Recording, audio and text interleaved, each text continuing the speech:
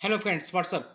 Indian geography के इस series में 13 टॉपिक बहुउद्देशीय नदी घाटी परियोजनाओं का हम लोग अध्ययन कर रहे थे, जिसमें अभी तक हम लोगों ने लगभग 3 वीडियो में नर्मदा नदी घाटी परियोजना इसको फर्स्ट वीडियो में हम लोगों ने देखा था। उसके बाद सेकंड वीडियो में भाखड़ा नांगल बांध, कावेरी नदी पर बना बांध और फिर नागार्जुन सागर बांध, इन तीनों को हम लोगों ने सेकेंड वीडियो में कवर कर लिया था।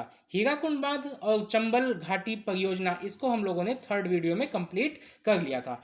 आज चौथा वीडियो है उसी का, टिहरी बांध परियोजना और दामोदर घाटी परियोजना। इसका अध्ययन हम लोग इस वीडियो में कर लेंगे।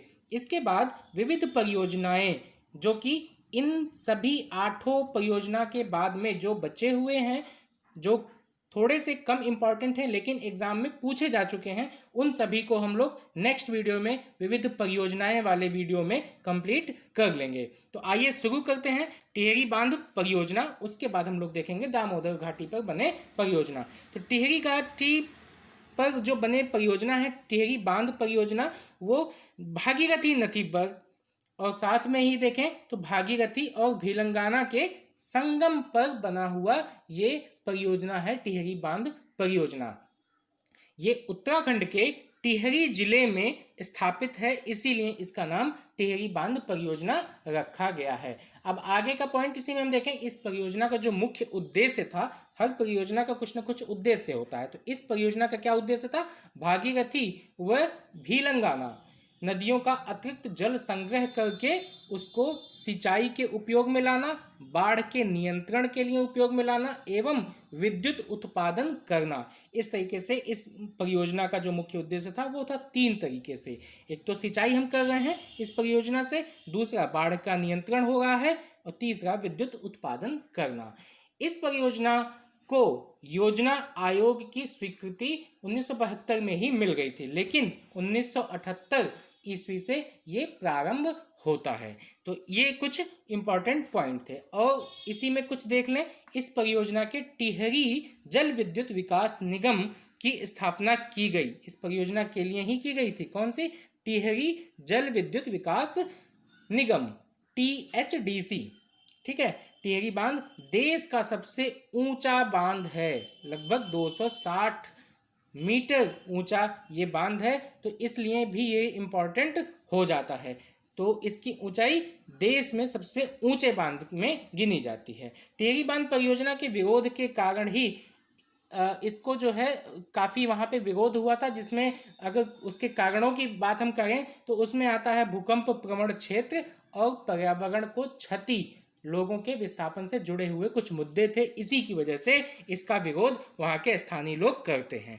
ठीक है, इस तरीके से हमारा टिहरी बांध परियोजना समाप्त हो गया। अब हम अगला यानी कि दामोदर घाटी परियोजना से जुड़ी कुछ बातें देख लेते हैं। दामोदर घाटी परियोजना हुगली की प्रमुख सहायक नदी है, वहीं पर दामोदर नदी है, दामोदर नदी पर ही दामोदर घाटी परियोजना स्थापित की गई है। हुगली की प्रमुख सहायक नदी कौन सी? दामोदर नदी, उसी पर दामोदर घाटी परियोजना की स्थापना की गई। दामोदर नदी में आने वाले बाढ़ों एवं प्रदूषण के कारण इसे हम बंगाल के शोक के नाम से भी जानते हैं। ठीक है, बंगाल के शोक के नाम से जानते हैं। इस परियोजना की रूपरेखा संयुक्त राज्य अमेरिका की टेनेसी वैली है वहाँ पे, ठीक है, टेनेसी वैली अथॉरिटी TVA के आधार पर की गई थी। इसकी रूपरेखा की बात की जा रही है तो संयुक्त राज्य अमेरिका की टेनेसी वैली अथॉरिटी के आधार पर इसकी परियोजना का निर्माण रूपरेखा किया गया था इसका। ठीक है, दामोदर घाटी निगम की स्थापना जो वर्ष है वो है 1948, याद रखिएगा इसको। और मैथॉन, ध्यान दीजिएगा, मैथॉन, बेल पहाड़ी और तिलैया बांधों का निर्माण दामोदर की सहायक नदी बाराकर पर दामोदर नदी घाटी परियोजना के प्रथम चरण में किया गया है। ठीक है, ये पूछा जा सकता है। तो कौन कौन से हैं 3? मैथान, बेल पहाड़ी और तिलैया बांधों का निर्माण। तो 3 बांध, मैथान, बेल पहाड़ी और तिलैया, इन तीनों को याद रखिएगा। इसका जो बांधों का निर्माण है वो दामोदर की सहायक नदी है, एक क्या नाम है उसका? बाराकर नदी।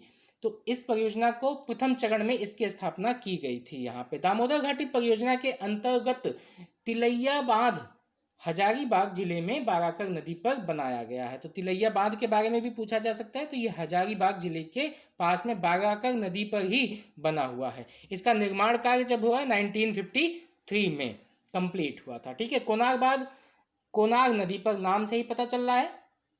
कोणार्क बांध जो है वो कोणार्क नदी पर हजारीबाग जिले में दामोदर के संगम से 24 किलोमीटर पूर्व में 1955 में बनाया गया था। तो कोणार्क बांध के बारे में भी आपने देख लिया। कोणार्क बांध जो है कोणार्क नदी पर हजारीबाग जिले के समीप दामोदर के संगम पर, वहां पर 1955 में बनाया गया था। तो ये भी एक फैक्ट है, इसे भी ध्यान से देख लीजिएगा। फिर उसके बाद हम देख लेते हैं मैथान बांध। मैथान बांध जो है वो बाराकर नदी पर स्थित है। यह एक मिट्टी का बना हुआ बांध है और 1958 में ये तैयार हुआ था। इस तरीके से हमने तीनों की चर्चा कर ली। कौन कौन सी? एक तो तिलैया बांध, कोणार्क बांध और मैथान बांध, तीनों की। अब हम देख लेते हैं इसी में पंचेत हिल के बारे में। पंचेत हिल दामोदर नदी पर मैथान बांध से 20 किलोमीटर दक्षिण में स्थित है।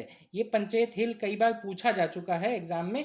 इसको मिलाने के लिए भी पूछा जाता है या फिर किस नदी पर बना है, इस तरीके से भी क्वेश्चन इससे बनते हैं। पंचेत हिल बांध किस नदी पर स्थित है, कहाँ पर है, इसका जो है इस तरीके से क्वेश्चन बनता है, इसको देख लीजिएगा पंचेत हिल बांध के बारे में भी।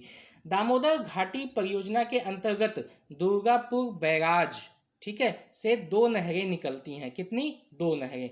दामोदर घाटी परियोजना के अंतर्गत दुर्गापुर बैराज से 2 नहरें निकलती हैं। इन नहरों में वर्धमान, हुगली और हावड़ा जिलों की भूमि सिंचित की जाती है। कौन कौन सी? वर्धमान, हुगली और हावड़ा जिले, ये तीनों पश्चिम बंगाल के जिले हैं। वहाँ पर इन नहरों से सिंचाई की जाती है। तो इस तरीके से हमारा ये पॉइंट भी खत्म हो गया। इसके बाद हम विविध परियोजनाओं में बाकी जितने बचे हुए शेष इम्पॉर्टेंट हैं इससे बहुउद्देशीय नदी घाटी परियोजना से, उसमें हम सभी को वहाँ पे समेट लेंगे और विविध परियोजनाएं में देख करके उसको समाप्त कर देंगे इस टॉपिक को। फिर उसके बाद हमारा 14 पॉइंट स्टार्ट हो जाएगा। Thank you.